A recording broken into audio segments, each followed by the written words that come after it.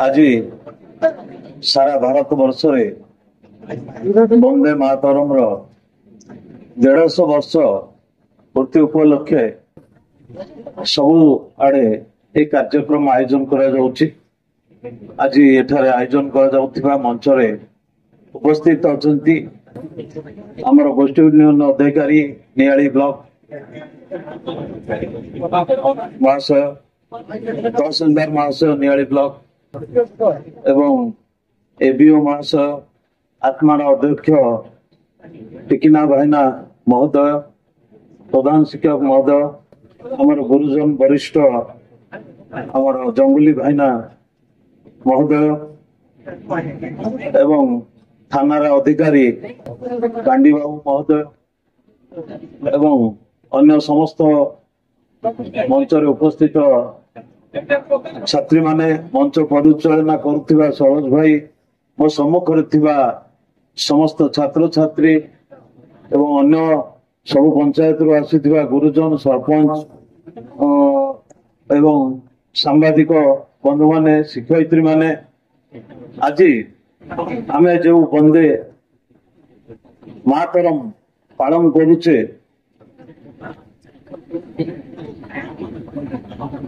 नवेम्बर 7 तारीख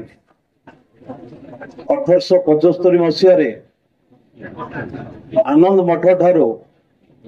ये प्रकाशित होइतिला बंकिम चरण चटर्जी आको लिखिथिले आको रचना करिके गीत बोलथिले रविंद्रनाथ टैगोर यह प्रथमे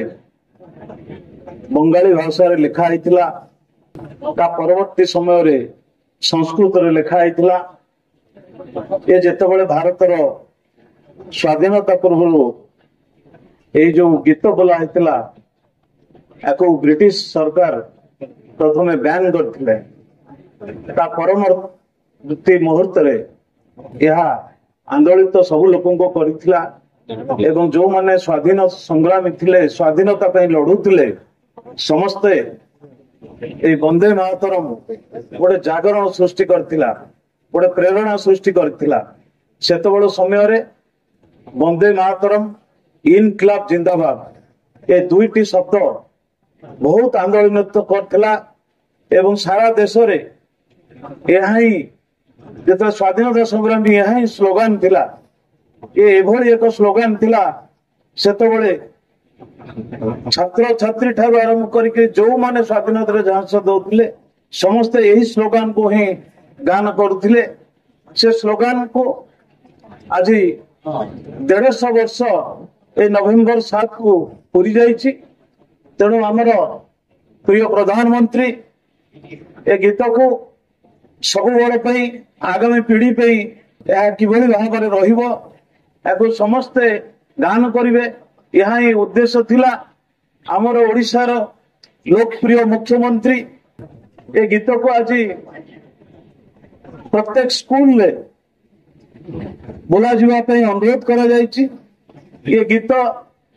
देश प्रेम जागरण सृष्टि करिवो एवं देशात्मक बोधक जागृत हुआ पे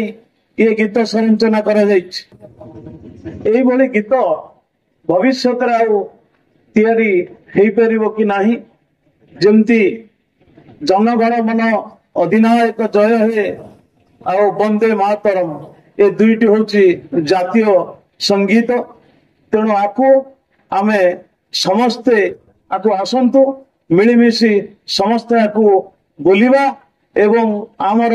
नूतन पीढ़ी को यह प्रेरणा देवा पे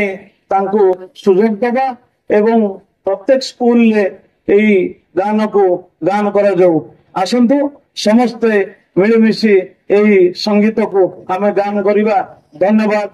जय जगन्नाथ वंदे उत्कल जननी।